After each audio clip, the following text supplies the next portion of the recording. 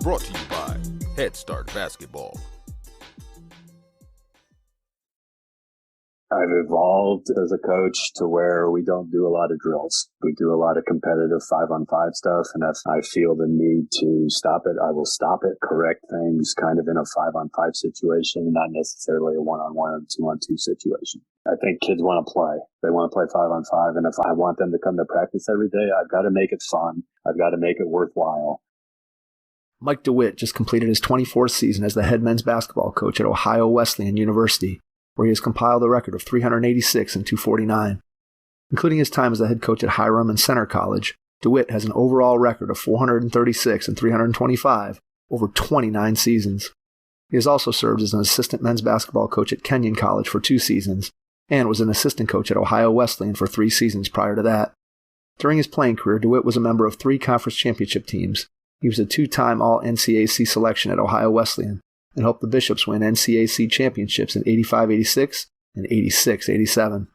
He began his playing career at Wittenberg University and was a member of the Tigers' 1982-83 team that reached the NCAA Division III championship game. Hey Hoopheads, this March our partners and friends at Dr. Dish Basketball are offering $2,000 off the Dr. Dish All-Star, Rebel, and CT+. Learn more at drdishbasketball.com and follow their incredible content at Dr. Dish B-Ball on Twitter, Instagram, Facebook, and YouTube. Mention the Hoopheads podcast and save an extra $300 on the Dr. Dish Rebel, All-Star, and CT Plus models. Visit drdishbasketball.com for details. Hi, this is Asim Rastogi from Essential Coaching, and you're listening to the Hoopheads podcast. Prepare like the pros with the all-new Fast Draw and Fast Scout. Fast Draw has been the #1 play diagramming software for coaches for years. You'll quickly see why Fast Model Sports has the most compelling and intuitive basketball software out there. For a limited time, Fast Model is offering Hoopheads listeners 15% off Fast Draw and Fast Scout. Just use the code HHP15 at checkout to grab your discount, and you'll be on your way to more efficient game prep and improved communication with your team. Fast Model also has new coaching content every week on its blog, plus play and drill diagrams on its Playbank. Check out the links in the show notes for more. Fast Model Sports is the best in basketball. Get ready to jot down some notes as you listen to this episode with Mike DeWitt, head men's basketball coach at Ohio Wesleyan University. Hello and welcome to the Hoopheads podcast. It's Mike Klinzing here with my co-host Jason Sunkel tonight, and we are pleased to welcome the head men's basketball coach at Ohio Wesleyan University here in the state of Ohio, Mike DeWitt. Mike, welcome to the Hoopheads pod. Thanks, Mike. I'm pleased to join you guys tonight. We are excited to have you on. Looking forward to diving into all the things that you've been able to do throughout your basketball career. Let's go back in time to when you were a kid. Tell us a little bit about how you got into the game of basketball and what some of your earliest memories are of the game. It's kind of funny you asked that. As I've watched some of your podcasts, I knew this question was coming, so I tried to have a really good story about this. And good. I'm looking forward to it. My actual first memory as a human being was having my parents let me stay up past my bedtime to watch the Knicks-Lakers 1970 Game 7 NBA Finals game, which is known as the Willis Reed game at this point, where he was injured in Game 6. They didn't know if he was going to play, and he came out for the Knicks and scored 2 baskets to start the game against Wilt Chamberlain. And they went on to win the NBA championship that year, and that ignited certainly a love for the game of basketball in my life, and obviously has led to me making that a profession and a lifelong pursuit. So I'm really dating myself with that story, but because I was 5 years old at the time, got to wear my Knicks T-shirt to kindergarten the next day, and everyone thought that was the coolest thing in the world. But that kind of ignited a passion to play the game of basketball, and that was the start of it. That's a pretty good memory. Pretty good game to remember as your first memory. Yeah. My first memory as a human being is not quite as exciting. It's me sitting in a kindergarten bus looking out the window. That's my first memory. So yours, remembering the Willis Reed game, is a little bit better story than the one I've got, Mike. You know what my first memory is, Mike? I got my first memory. All right, what is it? I love that. Jumping off a swing barefoot when I was 4 or 5 years old, and ended up breaking my foot. Right. That's what I remember. All right, well, Mike definitely trumps yours and he trumps mine without question. His is way better. That's awesome. So at the time we lived in New York. I was actually born in New York, and my family lived in Long Island. And it was soon after that we actually moved to Ohio. So I was probably the only Knicks fan in my I guess adopted or Ohio hometown of Gallion, where I spent my childhood. Were your parents both basketball fans, or? Yeah, my dad was a fan. He wasn't a coach or anything like that, and my mom had very little interest in athletics except for driving me to everything during my young life. But they typical parents. They supported everything I did and every sport I played as I was growing up in Gallion. But my dad was a huge Knicks fan, a huge New York fan, Yankees, New York Giants, like that kind of stuff. So when we moved to Ohio, we had that kind of, we were the only New York fans around the state of Ohio, I think. But, it was good to have, someone who was so interested in athletics supporting it, me, who was their oldest son. And like I said, everything from basketball to baseball to football to tennis as I was growing up. Yeah, that parental support is huge. It's funny because talking about being a New York fan here in the state of Ohio. So for whatever reason, I've never really been a Yankees fan, but for some reason I've always liked Yankees gear. So when I was in college, I used to have a Yankees starter jacket that I would wear around all the time. And then even during the height of like when the Indians were really good in the 90s, and that was at the age where I was in my mid-20s, so I'd be going out downtown or being around when there were games going on, and I would always wear my Yankees hat. And even today, I still have a Yankees hat that I'll wear around, and it's amazing the vitriol that... I'm disappointed, Mike. I'm disappointed. I know. Listen, see, this is what I get all the time, Mike. No matter where I go, people are like, well... And I really like, meeting, having this conversation, but man, that hat, I'm not so sure about that hat. I'm like, oh, it's just a hat, man. I'm like, I just like the hat. So I can totally relate to if you were expressing your New York fandom, that you were probably getting people that were looking at you a little sideways.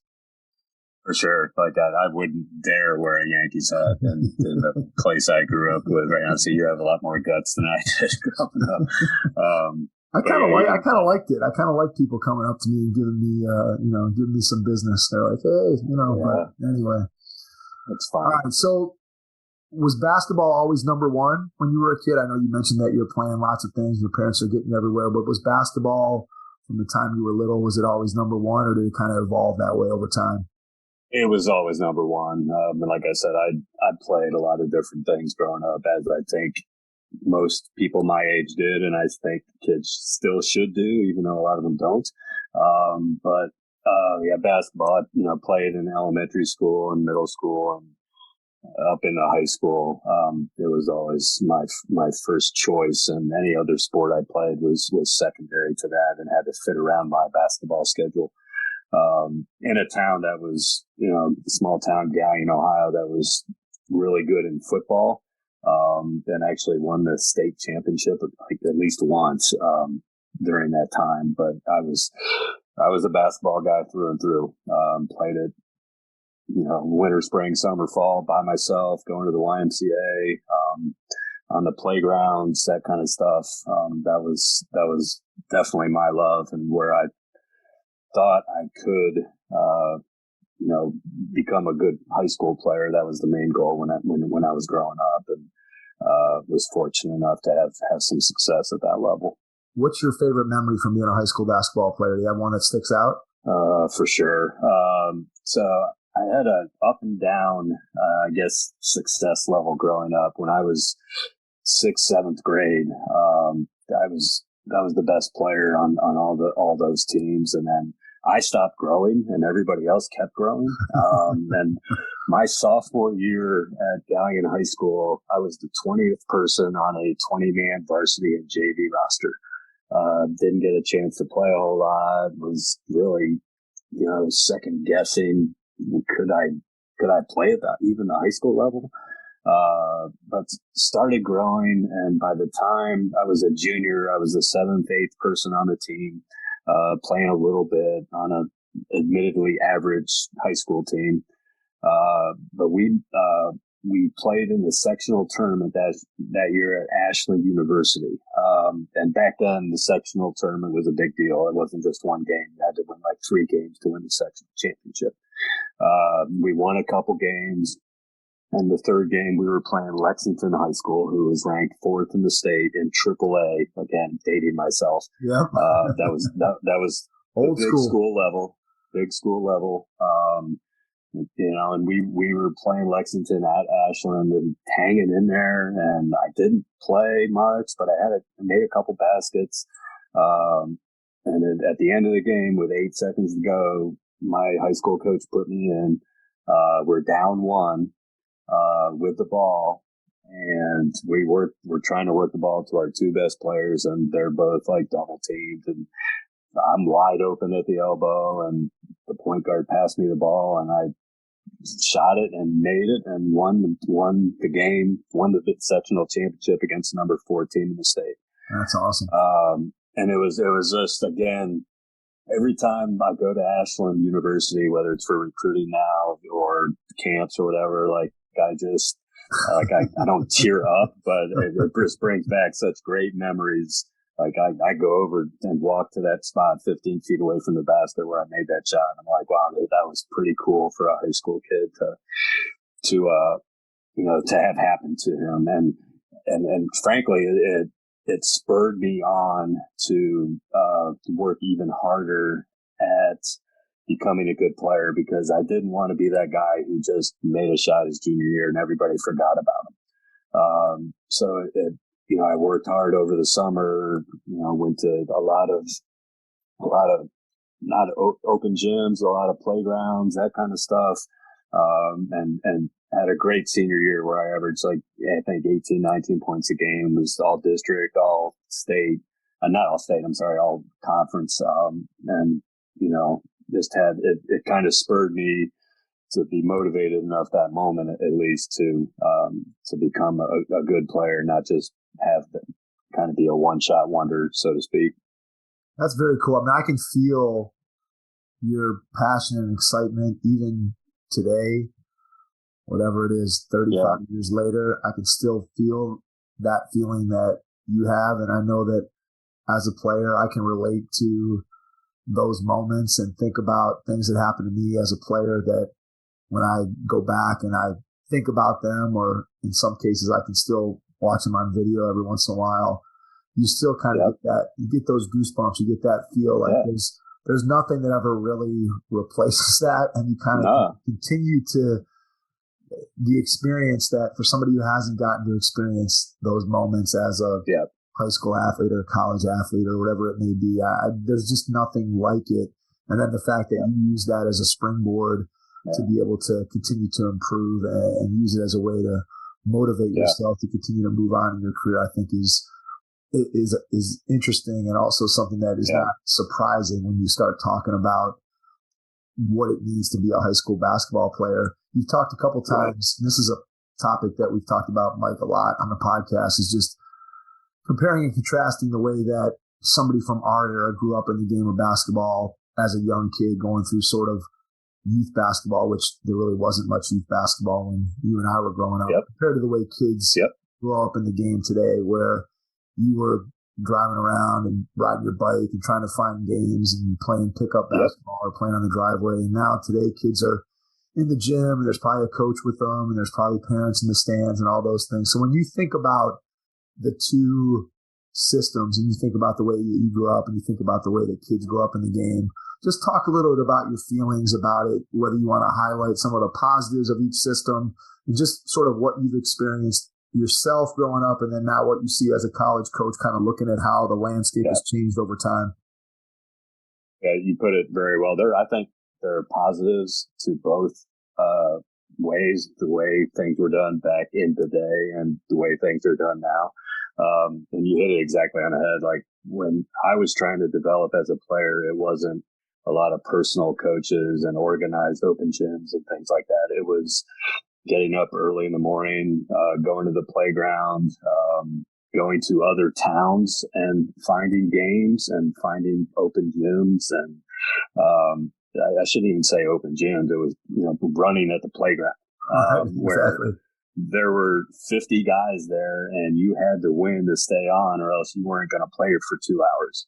And then those games were competitive. And I think that those experiences helped people and players from that era really learn how to play the game of basketball and do the things you needed to do to win games.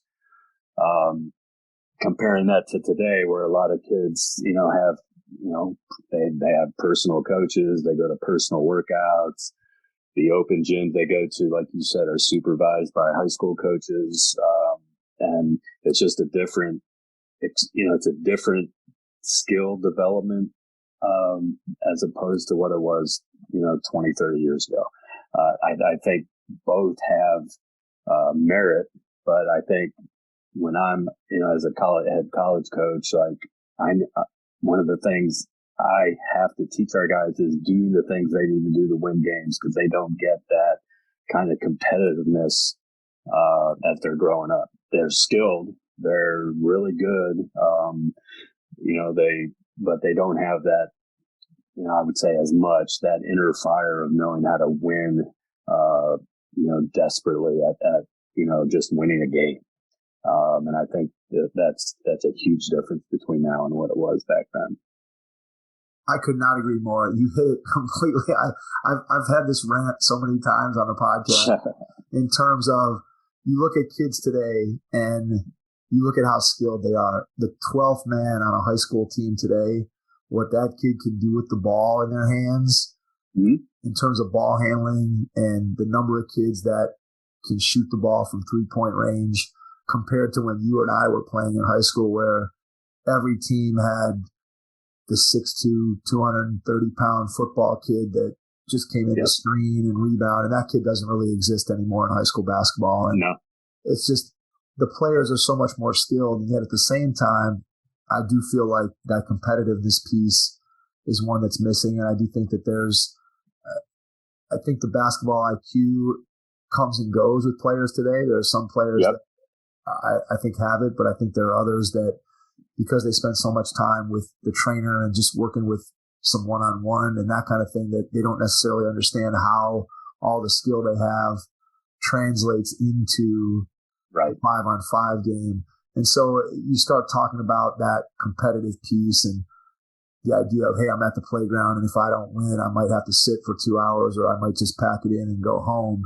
Whereas the AAU circuit, obviously you're playing. If you lose, you move to the loser's bracket. If you win, keep going. And so the games don't feel quite as urgent. I know you probably felt this same way, but I know when I was playing, whether it was a high school game or it was a summer game or it was a game at camp, whatever, like I desperately wanted to win every game because I just didn't play nearly as many games with an official and stands as kids do today. They just play way more. And to me, each one of those games was more meaningful. And I think that impacts you in some way. Again, I don't know that you can necessarily quantify it, but I do think that, as you said, that there's something there. And obviously you as a college coach, you're seeing that and being able to try to figure out how to instill that competitiveness. I want to come back a little bit to your playing career, but let's touch on that competitiveness piece. How do you do that as a coach? How do you try to install more competitiveness? How do you get your players to become more competitive? What are some of the things that you've tried and done and been successful with over the years? That's a great question. I'm not sure I'm very good at it. We try to identify it, I guess, when we're recruiting. And there's two situations where we're seeing players play, and one is the AAU summer situation, and the other is the high school situation. And I think you can learn things from both aspects there. I think when in the AAU thing, you can see skill level, you can see, if a kid cares about it. And you can see if a kid, wants to compete in that situation as well. And you can also see if he doesn't. And I think in a high school situation where it's much more structured, much more coaching. And that's not a knock on the AAU coaches. The AAU coaches just don't have time to do it because kids are coming from all over the place. And it's basically all-star teams and they don't practice.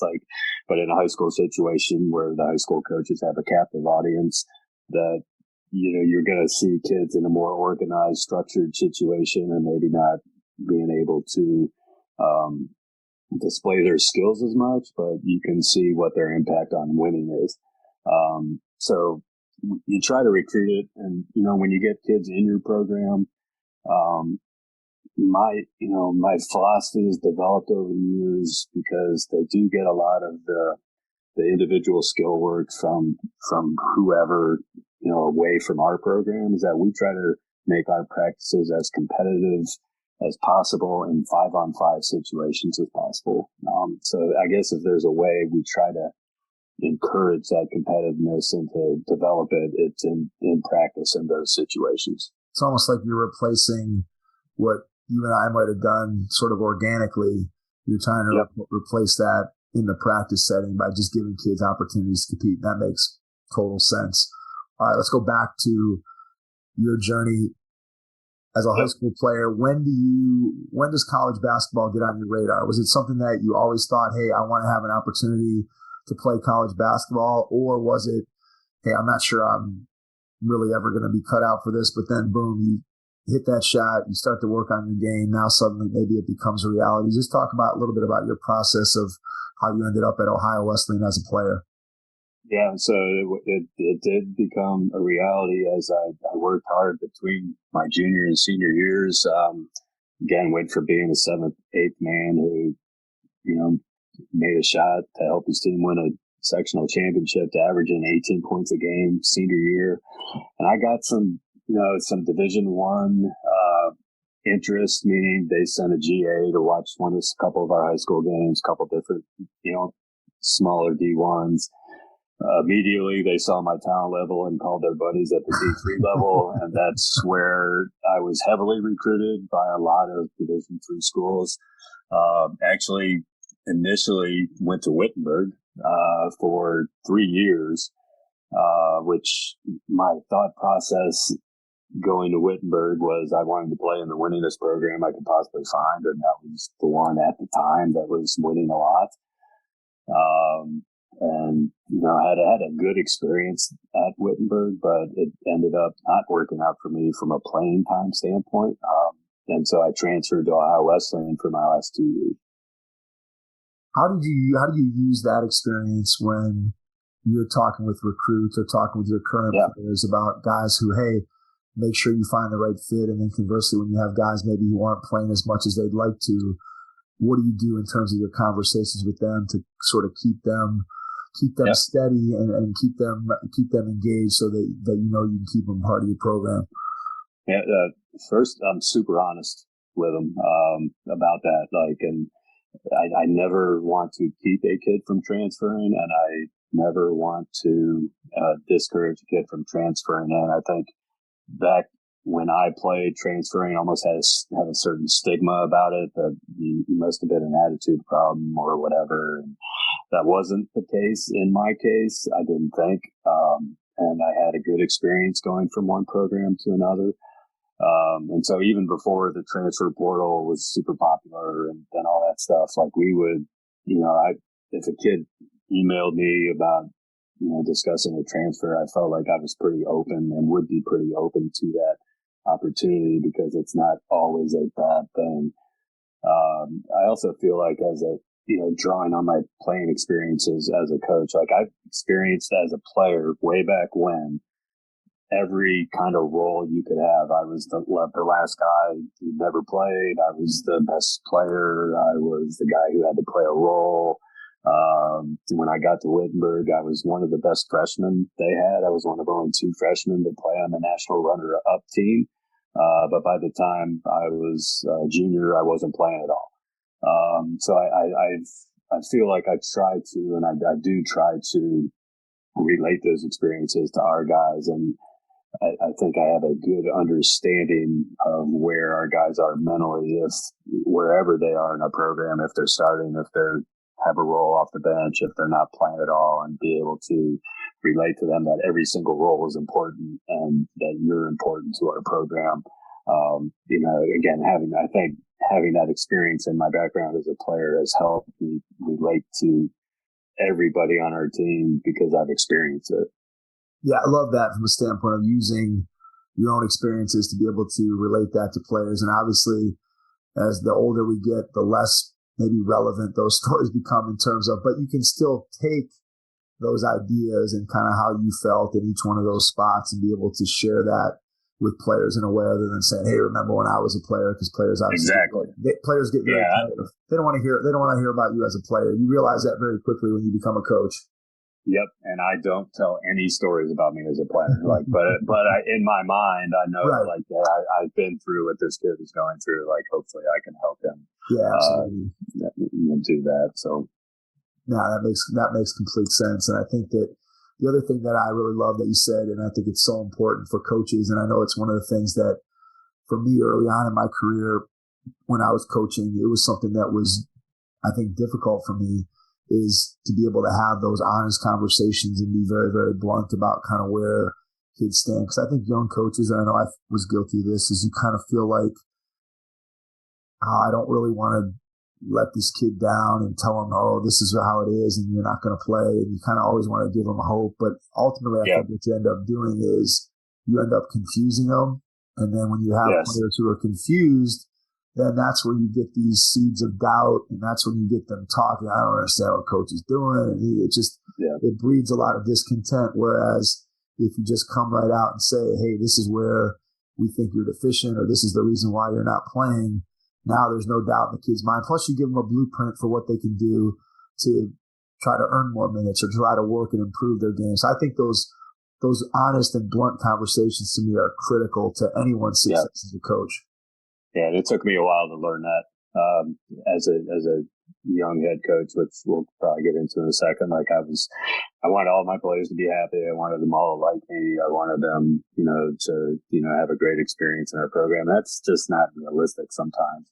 As I've gained more experience, and I use that phrase as opposed to getting older, but as I've gained more experience, I feel like, I just feel like, it's an old phrase, honesty is the best policy. And if someone is in our program and not happy because they're not playing, then that's okay. Like if they can find another situation that's better for them, I would encourage them to do that, and vice versa. But the honesty starts when you're recruiting them, and it certainly continues on to when they're in your program. But I just think that's better for everybody. Like you said, you hit on it. Like you don't want to give young men false expectations about how good they are, or what hope they have to play. Like you just want to lay it on the line and be honest.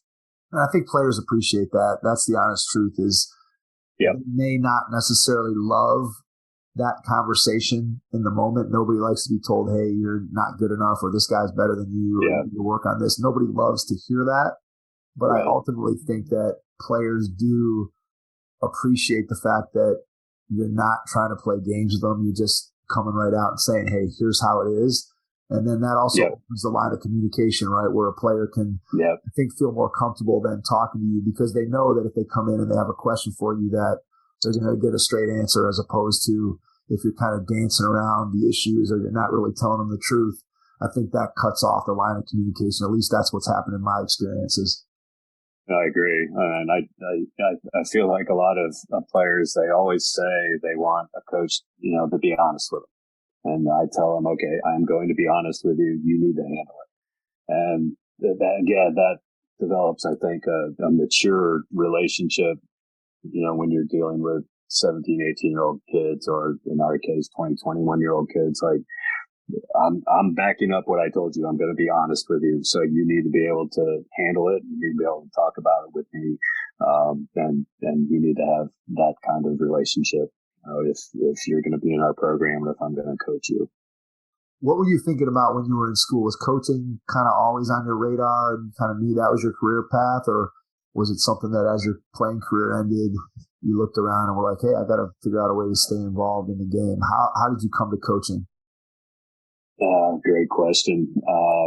So after I transferred to Ohio Wesleyan, had good success at Ohio Wesleyan, was honorable mention, all conference a couple years, was in a program that was up and coming. And the year after I graduated, Ohio Wesleyan won the Division III national championship.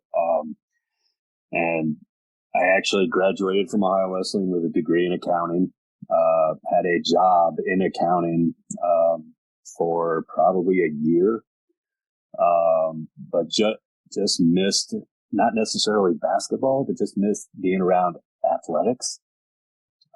So during Ohio Wesleyan's championship run that year, when I was out working, I would come back on weekends and watch games. I ended up doing a little bit of scouting for the program that year as kind of an advanced scout, going to see the team they were playing next, and realized as much I was doing really well as an accountant, probably advance in that profession and make a lot more money than I'm making now.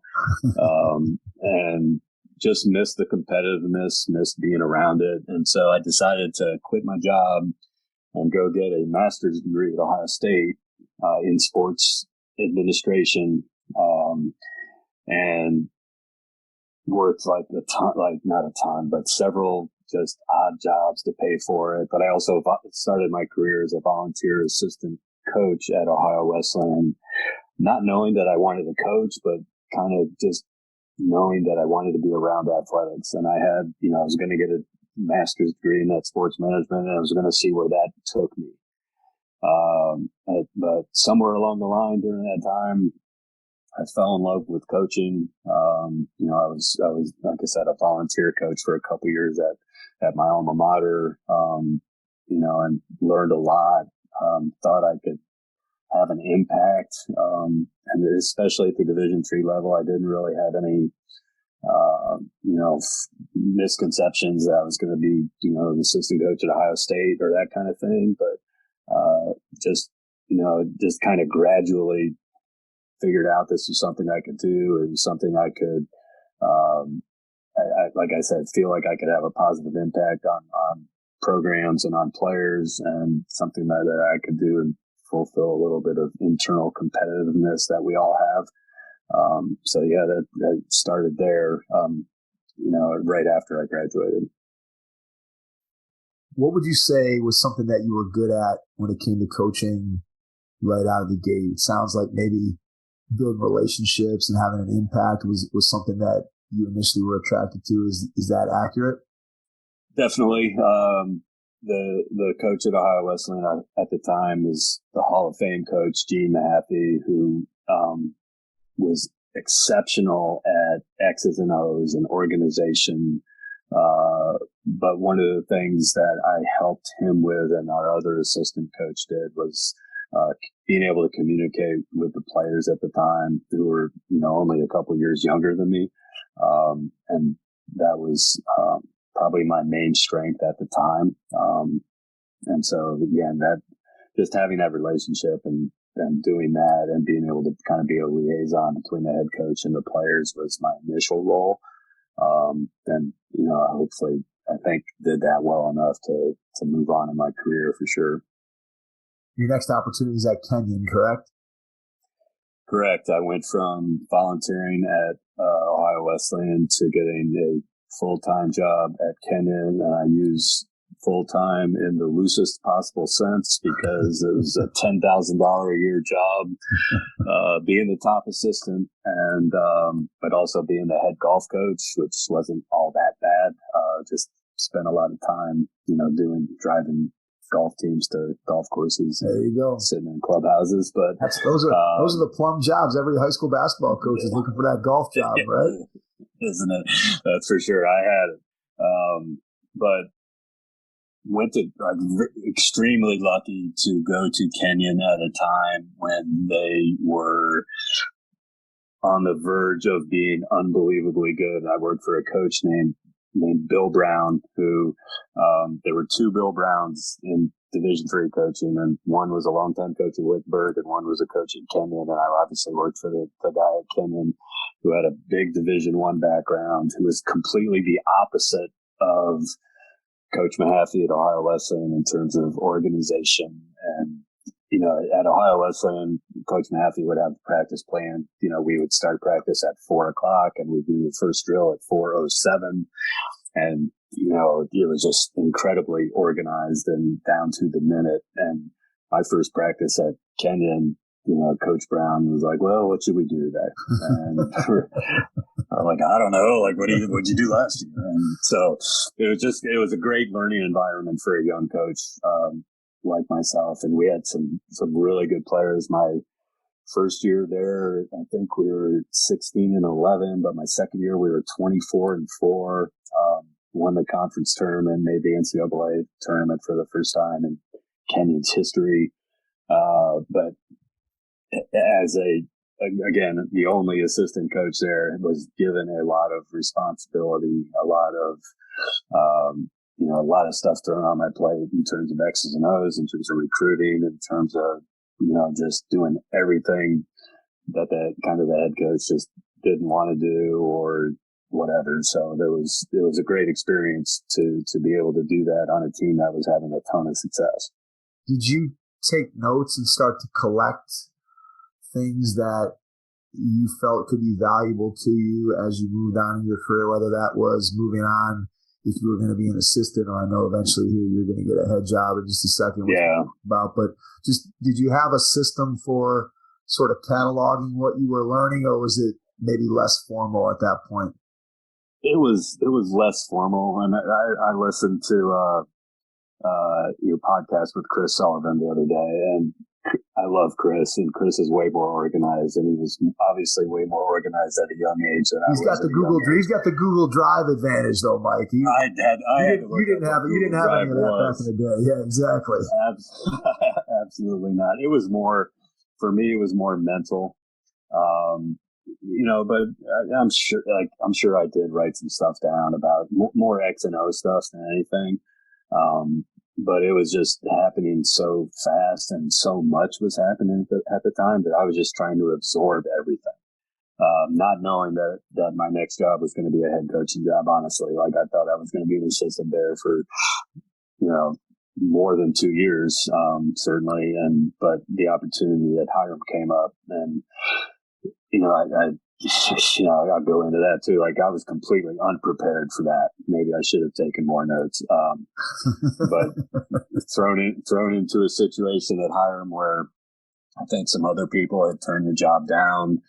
They were coming off a pretty successful, they had a successful group that had just graduated and won like 18 or 19 games. And Mike Marcinko had just left and gone on to the high school level. And it was a complete rebuilding job that I was probably not ready for, but certainly grateful for the opportunity to kind of experiment on the fly, so to speak, at Hiram. All right. So there's always, when you have this conversation of going from being an assistant to being a head coach, there's clearly a huge jump. You just talked about it. You felt unprepared as you take the job. What do you remember about being overwhelmed by, or being surprised by, or just not being prepared for? Are there one or two things that stood out that you were like, man, I had no idea this is what it was going to be like? Yeah, I mean, there's so many moments that kind of, you're like, oh crap, I'm a head coach now. Like, and it's, the guys actually like are trying to do what I say, and they like are hanging on my every word. Like, I better be prepared for them. And that's, when I, again, going into Hiram, they had, I don't want to say it was rebuilding, but a lot of guys who hadn't played in the last couple of years, who now it was their turn to get an opportunity, and they were super receptive to what I was trying to do as a coach, even though, again, I'm being super honest, I'm not, I just didn't know what I was doing a lot, but it was all about having relationships with the players and being honest and and developing, that type of coaching mentality. At the time, Hiram was in the Ohio Athletic Conference, which, one of the best conferences in the country. And we weren't very good. We got some upset wins, but it was, just the whole, you had to stay within the budget, like that kind of stuff that I hadn't dealt with at Ohio Wesleyan or Kenyon. All of a sudden, we can't take a charter bus everywhere, like that kind of stuff. I had those conversations with our athletic director, and she's just like, no, you can't do that. So those kind of things, like, you have to experience them, before you can learn them. And that's, my 2 years at Hiram, I certainly learned a lot. In addition to learning from experience, what other things were you doing, or maybe even do you do, as you think about trying to improve as a coach? What are some things that, whether it's talking to mentors, reading, film work, what did you do at that time to be able to improve your craft? I think I talked to a lot of people about our team, about, how to be successful at this level, how to recruit. That was a big thing too, was I had to be I was doing the groundwork with the recruiting, but I also had to be the guy to convince guys to come play for us. And that was a step that I hadn't experienced yet.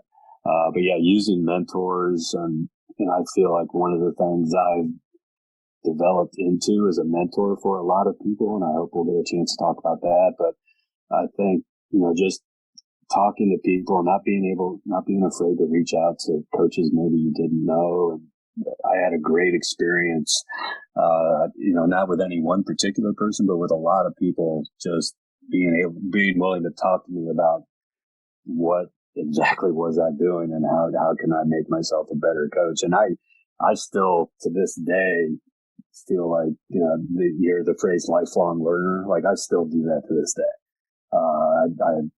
One of the things I'm kind of proud of is I don't feel like I know everything right now, even though I've been doing this for a long time. And if I ever get to that point, I hope somebody tells me and they slap me on the head and say, you don't know everything.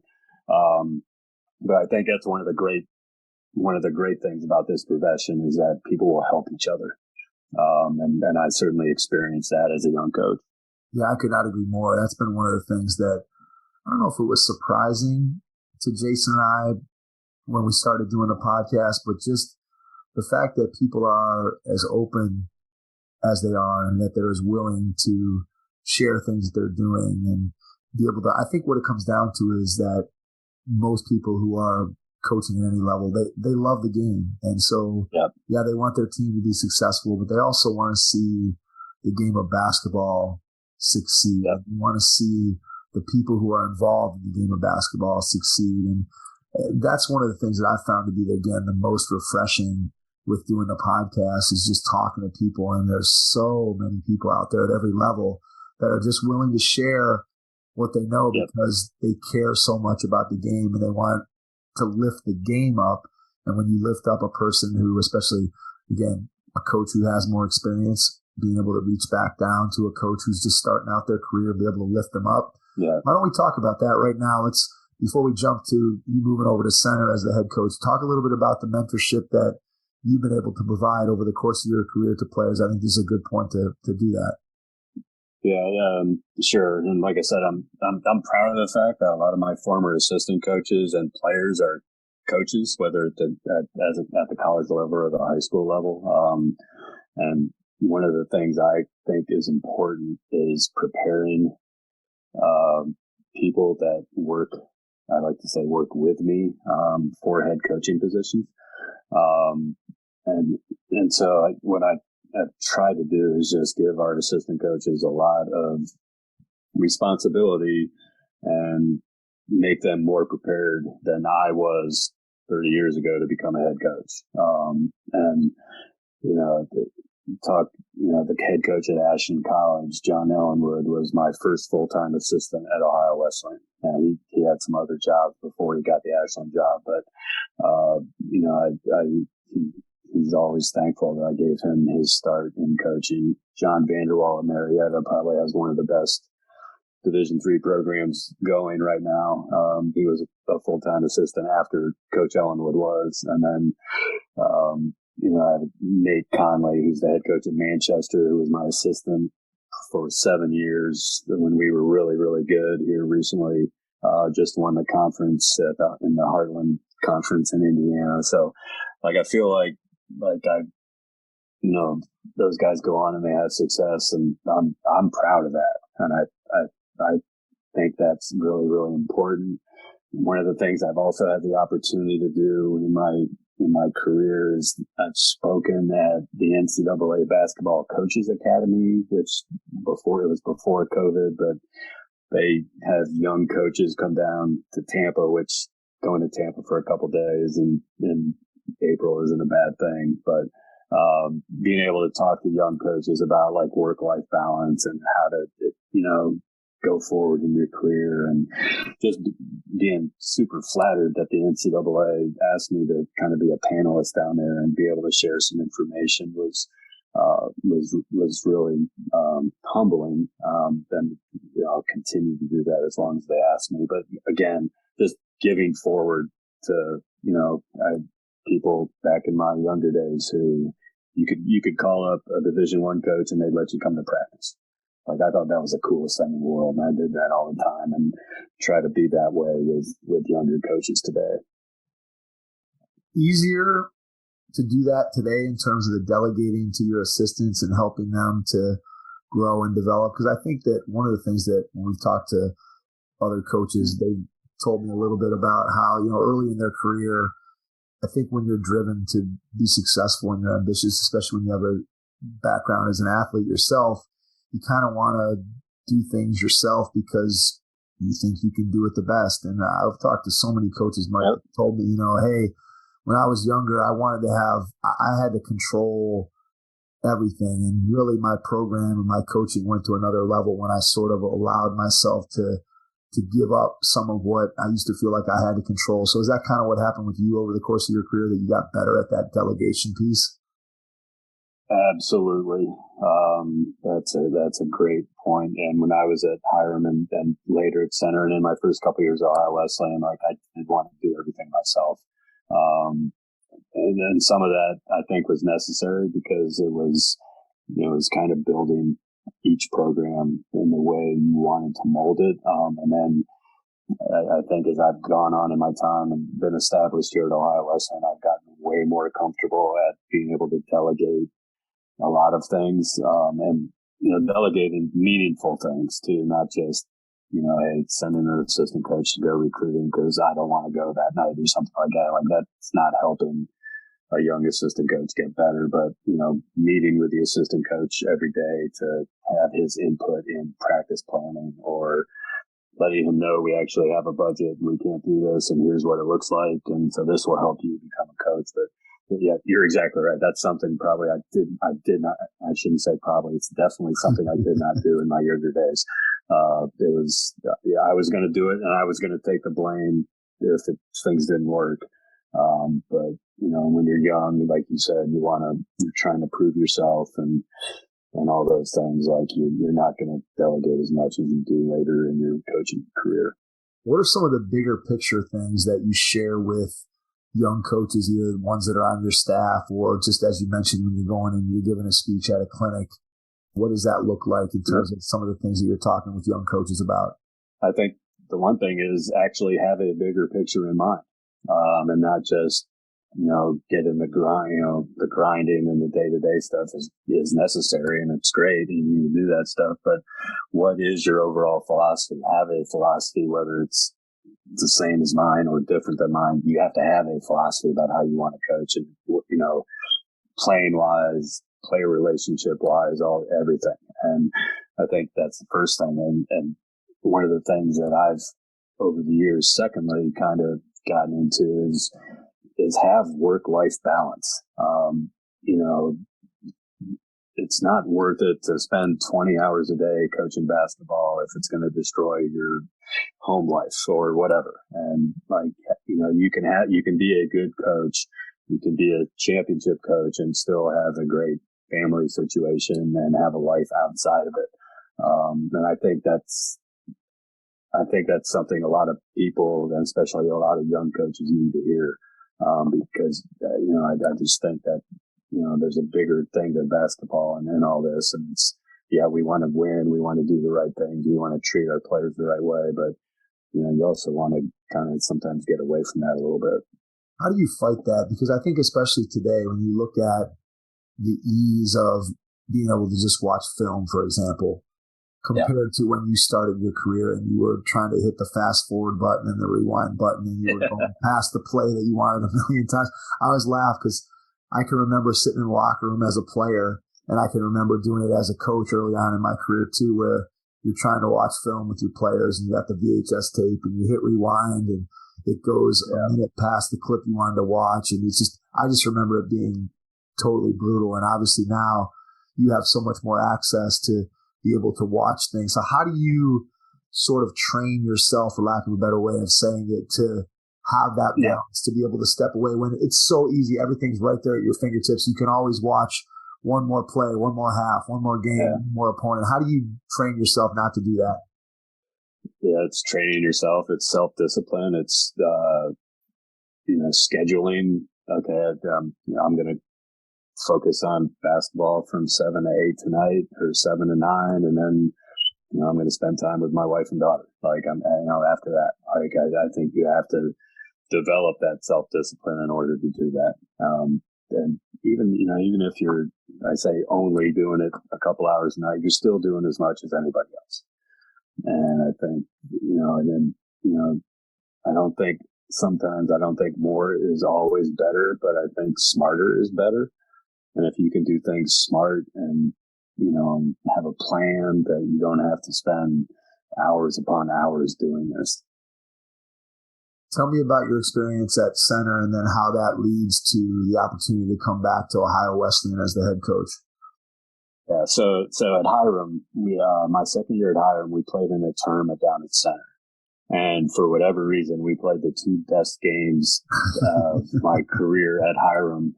We actually beat the home team by 20 and beat the number 10 team in the country in the championship game. And after that game, the athletic director met me outside the locker room and said, I don't know if you know this, but our coach is retiring. Was super impressed with your team. We'd like you to apply.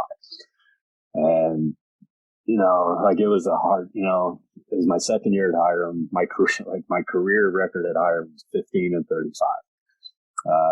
And I knew we could be better. I didn't know how much better we could be. Center is a school with a lot of resources, they want to be good in athletics. They had been to 2 Division III Final Fours in the recent past back then.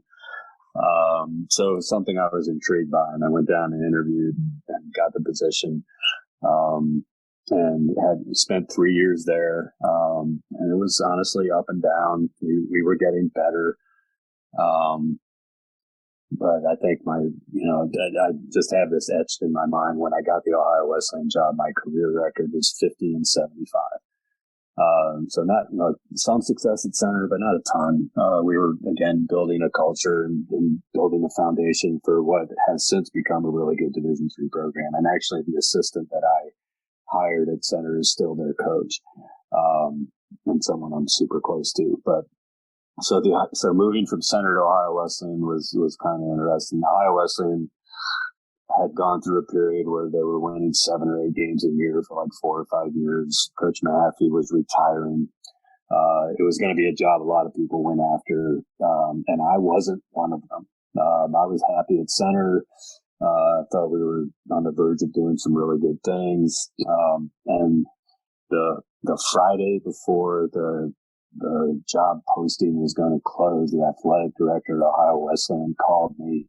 And it was someone, he was a men's soccer coach and athletic director, and just a legend in soccer coaching. He called me and he goes, Mike, I can't find your resume. And I'm like, yeah, that's right, Dr. Martin, I haven't set it in yet, and I'm not going to. And he convinced me. He goes, just send it in and come up for an interview and let us talk to you. And that it wasn't a mistake. It was like, all right, I'll do that. And once I got back to Ohio Wesleyan, got on campus. The interview went unbelievably well. And, I got the job and was able to kind of come back to Central Ohio, where I was from, go back to my alma mater, which I had a lot of fondness and affection for, and try to start building the program back up. Taking over as an alum, I think, is always special, right? Because you already have a connection to the program, to the campus. You feel, I think, an extra piece of pride. So when you get there, and Coach Mahaffey had been there for 20 years, yeah. So there's obviously things that he had been doing that had led to a tremendous amount of success. And yet I'm sure as you get there that you kind of have your own ideas and things that you want to do. If you think back to that time, what do you remember as being one or two things that you felt like you had to do pretty quickly to start to establish what you wanted to do with your program there? Yeah, there were a lot of things we had to do. And a lot of it just, it stemmed from, it started with recruiting, and just getting Ohio Wesleyan out in the wild, so to speak, and getting in the game with a lot of high school players that I think we had we had not done that, immediately before I got there. And just establish a culture where the expectations were going to be and the standard was going to be to try to compete for a championship. My biggest goal, quite frankly, was I wanted to get our program in the conversation with Worcester and Wittenberg, because at the time, Worcester's an unbelievable program, still is. Wittenberg, I think, is the all-time leader in Division III wins. And they had been the top two in the NCAA for a long time. And my goal was just not even to win championships, just get in the conversation. Just have people say not just, hey, it's Worcester, Wittenberg's a two-team league, the NCAA's a two-team league. I wanted to get us into that conversation. So in order to do that, we had to recruit against them. It wasn't easy. It's still not easy. We had to establish a culture that we had expectations that we were going to compete for championships and kind of not back down from being good. But I just wanted to do it also in the right way. And like we talked about earlier, just being honest about where we were, about the type of player we wanted, and know that it wasn't going to be a quick fix. And it took a while. But we did get ourselves to that point.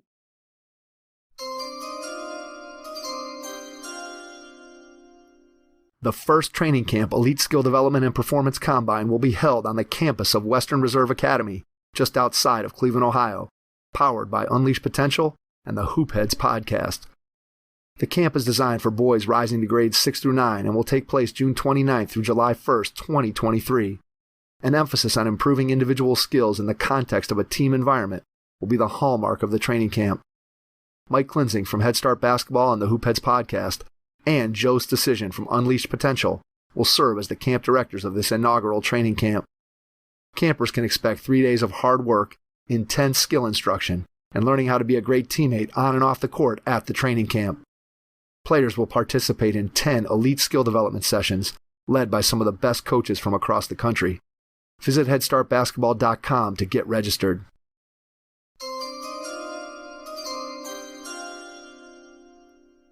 At this point, so as you take over that job, it's your third head coaching position. At that point, do you feel like you had a pretty good handle on philosophically what you wanted to do, both from a basketball standpoint? Now, again, obviously, you got to get the right players in there to play the way you want to play. But from a philosophy standpoint, do you feel like you had a pretty good handle on kind of what you wanted your teams to look like and what you wanted your program to feel like? Or was that something that you didn't quite get to it until you had been there a few years? I probably didn't get to it until I'd been there a few years, honestly. I've always, at least from an X and O basketball standpoint, I think you have to tweak that from year to year depending upon who your personnel is. And so, I knew I had a general way of how we wanted to play. Like I wanted to shoot threes. I wanted to get up and down the floor, that kind of stuff. We wanted to be all, mostly man-to-man defense, but mix in some zone. But, I do think you have to tweak that. And I had to tweak it my first couple of years because my very first recruit at Ohio Wesleyan was a young man named Travis Schwab. And he was from Edina, and he was one of those guys that everybody wanted to recruit at the Division III level because everybody saw the potential he had. Like I said, I still don't know why he chose Ohio Wesleyan, but I think it was to kind of have a legacy and help build a program, which he certainly did. And he's a legend here at Ohio Wesleyan for what he did for our program. But he was a 6'6" post player who, when he got here, really could shoot outside of 5 feet. So we tweaked some things within our system to be able to take advantage of his skill set. And again, I think that's part of I think good coaches are able to take advantage of what their players' strengths are and maybe hide their weaknesses a little bit. So I did have a general philosophy about how we wanted to play, but we were going to change things up depending upon our personnel.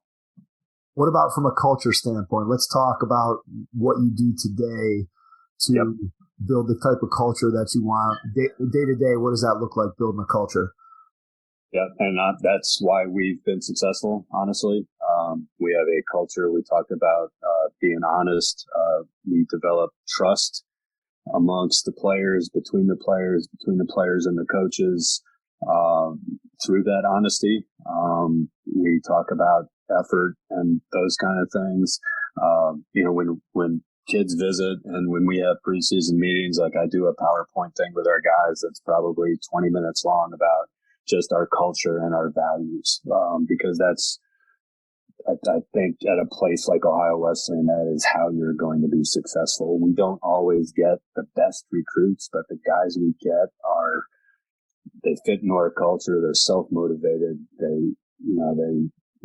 As you know, at our level, we can't spend a ton of time with them in the off season. So that self-motivation aspect is huge for us, and we try to identify that. And certainly we were trying to do that in the early 2000s when we were trying to build a program. And we had young men like Travis who were super self-motivated and super competitive to help us establish that early in my time here at Ohio Wesleyan. What does the process look like when you start talking about bringing in the type of players that are going to fit your culture? I always think it's interesting to kind of go through, because I think there's some misconceptions out there about what the recruiting process looks like. So just walk us through from the very first day that you identify or put together your list of players, however long that list might be, the first group of people that you're going to look at, and then kind of how you funnel that down to eventually the guys that end up joining you. Sure. I think, obviously you're going to look at, are they good basketball players? That's a given. We do have a little bit of some academic restrictions at Ohio Wesleyan. It's not as strict as some schools, but certainly more strict than others. So we have to take that into account. But then it becomes, are they going to fit into what our culture is in terms of the basketball program? And I tell people this all the time, like we have eliminated recruiting guys if we've gone to see them play, whether it's on the AAU level or the high school level, if quite frankly they've acted like jerks, during that process, whether it's, yelling at officials or yelling at their coaches all the time, stuff like that. Like those are not red flags for us, but they're yellow flags. Like we really hesitate because I'm not sure those guys are going to fit with how we want to go about doing things. And I think, I think we've demonstrated that because we don't always get those good guys who might be a little bit of a challenge to coach during the time. Because if I'm knowingly going to recruit someone over here who's a great guy who might not be a good basketball player, but completely fits our culture, as opposed to a really talented person who doesn't fit our culture, I'm going with that first guy every single time. And that's something I've had to grow into as well, honestly. But again, I think it's made our program better that, because we recruit guys with the same values and the same belief in our culture that they're going to be good teammates, and we're going to, they're going to stick together through tough times, and they're going to work hard together, and they're going to like each other. And I think there's value in that, as opposed to just being super talented. Is that more of you guys as a coaching staff getting a feel for them when you go out and watch them, whether you're watching them on tape or you're watching AAU, high school, whatever the case may be? And then what kind of conversations are you having with their high school and AAU coaches? Yeah, a lot of it's having conversations with everybody, surrounding them, and then trying to figure out yourself if, you're actually being told, the honest truth about it. I don't know if this has any effect on it, but I like going to high school games and not having the young man know I'm there. Just because I feel like I can get a sense of how, that person really acts, instead of him knowing there's college recruiters there and right. he's gonna act a certain way. That gets harder for me as, I tend to stick out now as I go to games, especially in Central Ohio. But, I try to get in out of there and just evaluate, what type of player they are, what type of person they are, and get to know their families, get to know, talk to people. Hey, what kind of kid is this kid? And, people that you might not think you want to ask, just because you're going to get an honest answer with that. I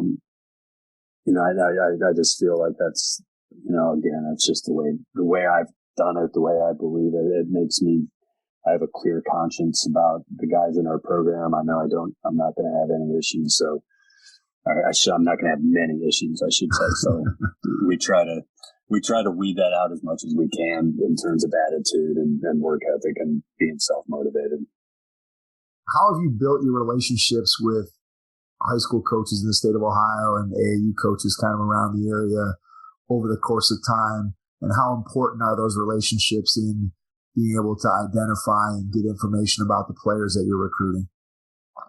Yeah, I think that's been a process and something that, I tried to establish from day one here at Ohio Wesleyan, especially more locally here in Central Ohio. But as we've recruited the Cleveland area, the Akron area, the Cincinnati area, getting to know people in those areas as well. And just again, being honest with those people as well, because they're always going to try and not push their players on you, but encourage you to look at their players. And I think by just saying, I'm not sure, he's good enough, or I'm not sure that's a good fit, there may be other schools that are a good fit for him. And, just being honest, again, I seem to be coming back to that quite a bit, but just developing relationships based on honesty, I think is a good way to live life in any aspect. And just being honest with those high school coaches. And I think, that's appreciated as well, as we talked about earlier with dealing with the players, but dealing with the coaches as well.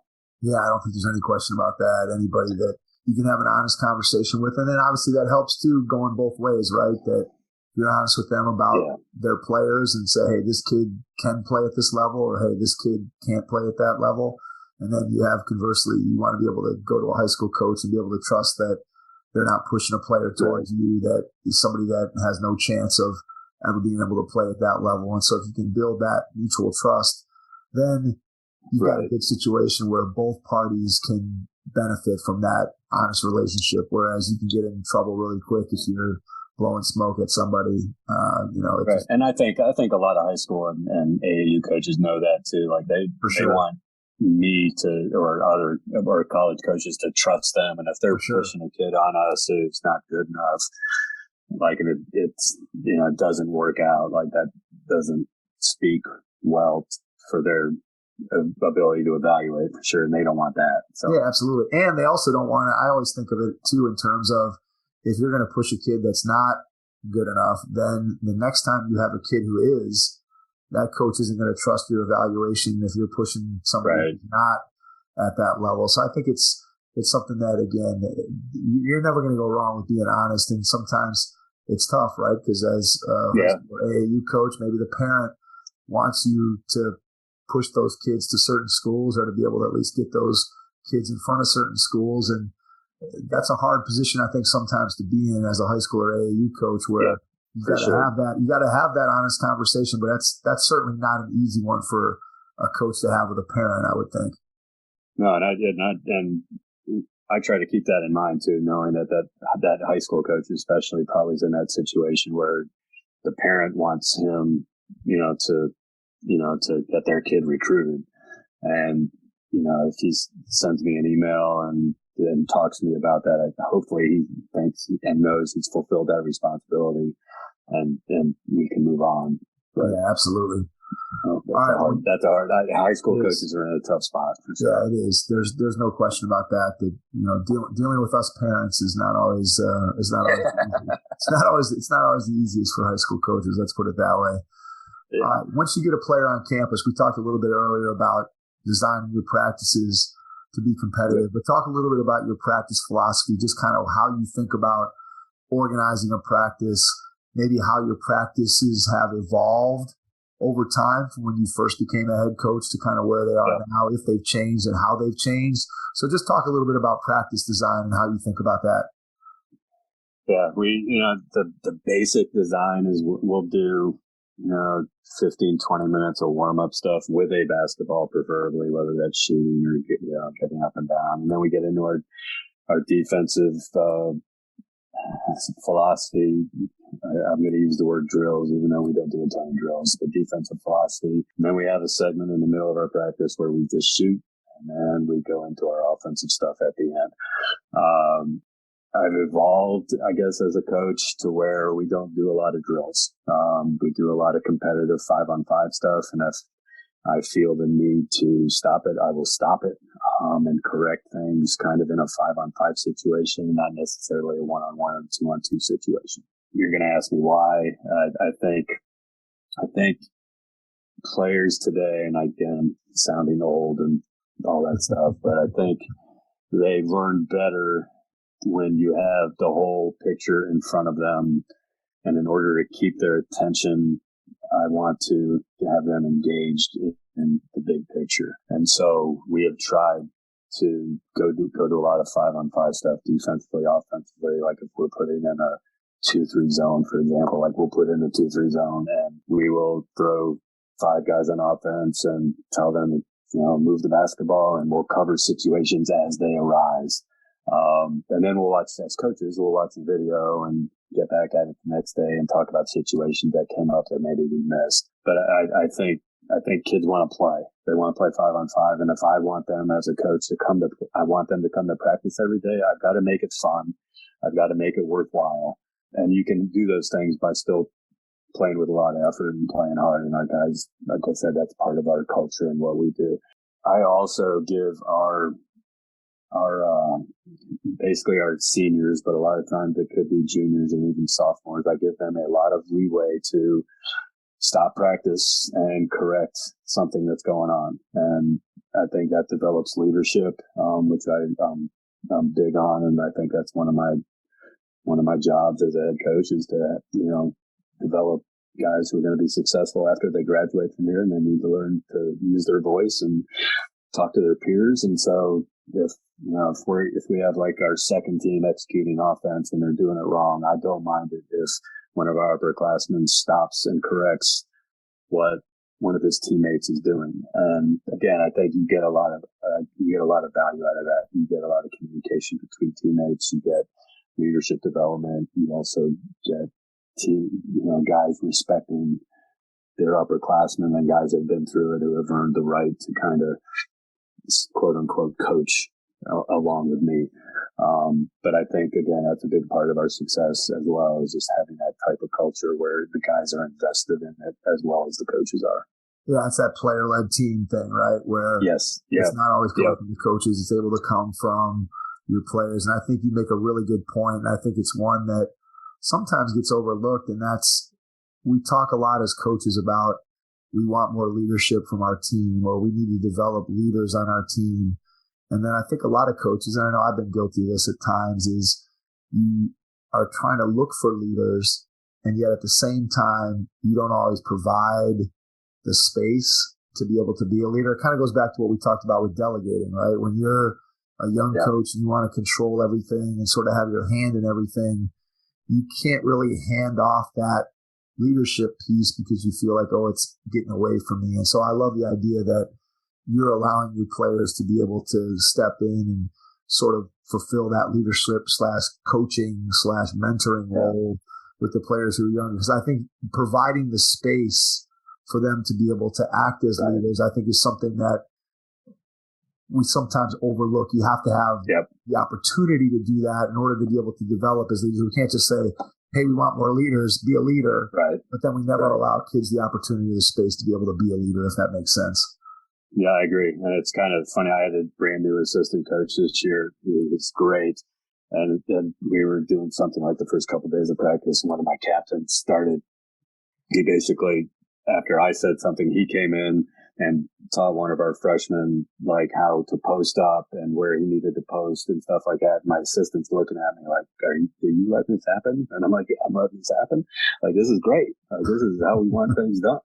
And then again, the best teams that I've had here in terms of wins and losses have been player led the best. And so again, that's something we try to develop. They've got to be able to do things without me telling them to do everything. That's the way I feel. Yeah, that gets old really fast too. Plus it wears you out and there's no way you can even realistically attempt to do that. So you hope that the lesson is learned and then they start to internalize it and then they're able to share that with players. And that I'm sure goes on and off the floor. And I know you mentioned earlier just talking about how important leadership is because at the Division III level, you just don't have the opportunity to work with your guys in the off season. So you kind of got to depend on developing those leaders in season so that when everybody goes away and you can't have that contact with them, that those guys become the de facto coaches / leaders, making sure everybody's getting their work in and getting in the gym. So talk about maybe how you just approach those conversations with the leaders on your team, thinking about the off season. Yeah, that's a great point. Like, the best example I can use is this year. Like after our season ended, I told our guys to take a couple weeks off. We'll come back from spring break and get going with open gyms and strength training and individual workouts and stuff like that. None of which we can be at legally. And so I got we identified our 3 captains, quote unquote, for next year. Met with them, and they had already discussed with our facility director when they wanted to play open gyms. They had already split our team into like 6 groups of 3 to lift together, and already discussed times where they can come in and get on our shooting machine and then work out together. So without me having said anything, like I didn't even want to talk to them for a couple weeks until we got back from spring break, but they have already done that. And, again, tells me our culture is in a good place that we can go forward. But they learned that from the guys from last year who learned that from the previous guys. And so it's kind of self-sustaining, hopefully, at this point. Yeah, absolutely. I think that's key. Once you can get in and you've been at a place for a few years and guys start to understand what it takes and what your expectations are, then they can pass that along to the next group. And that's really how you get a program that continues to be successful year after year. I agree. When you think about, it took a while to build it, honestly. I'm sure it did. I'm sure. We had some lean years, my first couple of years, but once you got it, and we've got it going, and there have been some hiccups along the way, but once we've kind of got it going, like it's been really good, just from not only in terms of, like I said, wins and losses, but in terms of them growing as people. What's been the biggest change in the coaching profession or the game, or however you want to approach this question? But when you think back to when you first started to where you are today, what's been the biggest change that you've seen, whether you want to approach that from college basketball, from your own coaching, just however you want to take that question? What's been the biggest change from the start of your career to where you are now? Man, oh man. Man, there's probably a million different directions you can go with that. Yeah, I would say, probably just because I was just thinking about this, but I think social media has had such an impact on so many aspects of coaching, recruiting. Now when a kid commits to you, you have to put together like a little thing they can put on Twitter and Instagram that says they're committed. Yeah. Like stuff like that, which one of the things I look for in an assistant coach is somebody who can do that stuff. There's a delegation. Yes. A delegation that you don't mind delegating, right? Not at all. But I think that also affects, I don't do social media, but I monitor it, if that makes sense. And I've seen instances where parents are criticizing their college head coach for not playing their son. And that, I was talking to my guys about that before practice once this year, because it was at school in our conference after this happened. And my best player goes, "Coach, if that happened, I would take my dad's phone away from me." But it happens. Like, it happens all over the place. I'm glad I've got guys that would kind of step up and do that.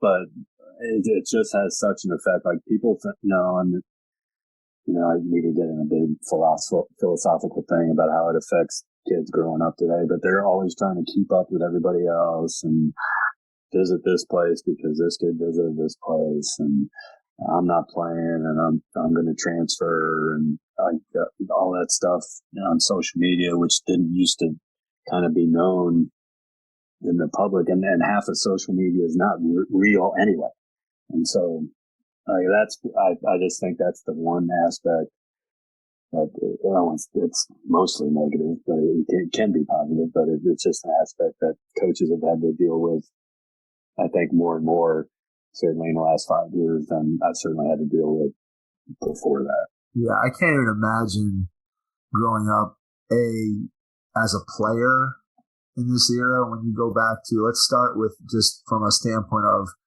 being a high school player who maybe has aspirations of playing college basketball, and then just having to scroll through your feed and look at this guy's this offer, this, that. And it used to be maybe you knew somebody in your hometown or somebody around you that was going somewhere, but you didn't know somebody across the state or somebody certainly across the country. You had no idea. Now you have 24/7 access to all that stuff. And so that's got to have an effect. And then I think the second part of it is, and even I'm sure at the Division III level, but you think about what it's like for a college athlete who plays at Ohio State to be able to deal with, you play a good game and what you see scrolling through your feed, and then God forbid you play a bad game. Yeah, what comes for sure. through and what those kids have to deal with and think. I played a game and I'd go back to my dorm and my roommates would say, "Hey, good game." Or if I played bad, they'd be like, "Hey, you only scored 4. Yeah.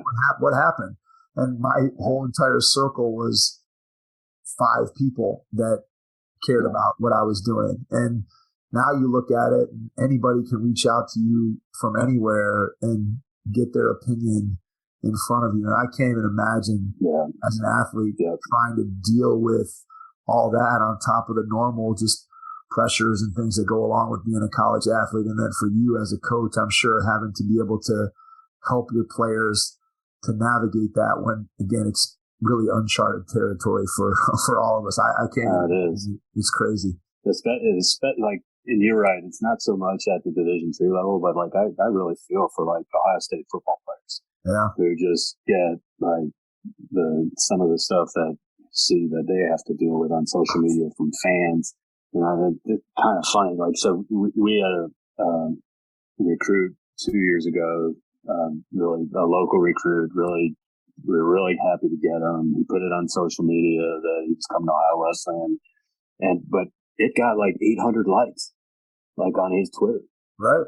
And I'm looking at I like my job. I think what I do is worthwhile, but I'm a Division III basketball coach. We're a Division III basketball program, and 800 people liked that this kid was coming to Ohio Wesleyan. It just seems like it's a little much. Yeah, it's amazing. I mean, you see some of the stuff that gets out there when a kid commits or a kid gets this verbal offer, or even the kid goes on a visit and stuff's up. And man, it's crazy the number of people that, as you said, like it and are seeing it, and kids are talking about it and this and that. And it's kind of amazing. And then you talk about sort of the misinformation of, okay, well, what does that mean? Like, this kid got an offer from this guy. Well, what's that? Right. What does that really mean? And then you have this whole thing. It's funny to hear kids talk about it. It's funny to read comments and all these things. Yes. I think, again, we're adults, and it's easy to get seduced by that stuff. And then you think about, man, what would it have been like to be a 17, 19, 20-year-old kid and trying to navigate all this stuff? I mean, it's a lot to put on their plates. I think talking about social media as a big change, I think you hit the nail on the head with that one. Yeah. And I think the other thing in the profession is that coaches are expected to do so much more than just coach basketball. At least in my experience as a college coach, like, I've got to identify mental health issues, which I don't know anything about that. Right. So other stuff like, just there's so many other duties that are kind of, we're expected to handle that we have no training in. And that's a little scary sometimes. It really is. I think education, both Jason and I are teachers, and that's a conversation that I have with people in my building all the time. And we'll stand and say, well, here's a situation with this kid or this student or this family. And people are coming to us saying, well, you have to try to help or figure this out, or this is what you need to do. And you kind of look at the situation and you say, I'm in no way, shape, or form trained or confident to be able to deal with that. And but to your point, that's what is being expected of coaches. It's what's being expected of teachers, is to be able to handle these situations that really there's people that are trained and go to school for years and years to be able to help. And the reality is there isn't enough of those people around. And so who are the people that are around? Coaches are around, teachers are around. So we try to step up to the plate in those circumstances. But I'm sure that in your coaching circles, when you talk to other coaches, they're saying the same thing to you. And I know other teachers are saying the same thing to me. It's like, we're not equipped to be able to handle this stuff. And I can only imagine that as you start talking about it, obviously all coaches say a small part of my job as a head coach is really the basketball. There's all these other things that I have to deal with. And I'm sure coaches were saying that back when you first started your coaching. Probably. But now at the same time, you look at what we all have on our plate. I mean, it's crazy. Yeah, no, I agree. And that's, like I said, I've had to deal with some things that I'm just not trained to deal with in my life. Like, not what I thought I would be dealing with when I got into coaching. Yeah, absolutely. You thought you were going to be coaching hoops, and instead you're like an amateur psychologist, right? Right. No, for sure. Yeah, there's no doubt. It's crazy. All right, we're coming on towards an hour and a half. I want to ask you one final two-part question. So part one, when you think about the next year or two and you look ahead, what's your biggest challenge? And then second part of the question, when you think about what you get to do every day, and obviously you've been at Ohio Wesleyan for a long time, so it's obviously a place that you love, that brings you a lot of satisfaction, but what brings you the most joy? So your biggest challenge and your biggest joy. Good question. I think the biggest challenge, and I think this is a annual thing, is just maintaining our culture and the way we do things and not letting it slip, because it has slipped a couple times during my time here and it's hard to get back. So I'm very aware of that challenge and hopefully can identify issues and nip some problems in the bud before they even happen. So I think that's just an annual challenge that we have here, is just kind of maintaining our culture. Best part of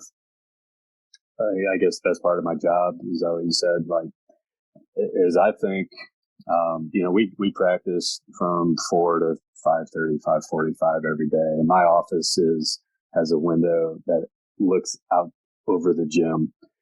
And we just got a new stereo system in the gym where our guys can put their Bluetooth on and play music. And nice. The best part of my day is when at 2:30, I hear music blasting in my office, and I look out my window and I've got 3 or 4 guys out there working out, getting shots up, where I can go down and just be around them without being in practice and just hanging out, getting to know them better, working on whatever, but it's a time where like you're developing the relationships that I think are going to lead to success. Like the best part of my day isn't practice. It's the hour and a half before practice where I can just hang out with our guys and get to know them better.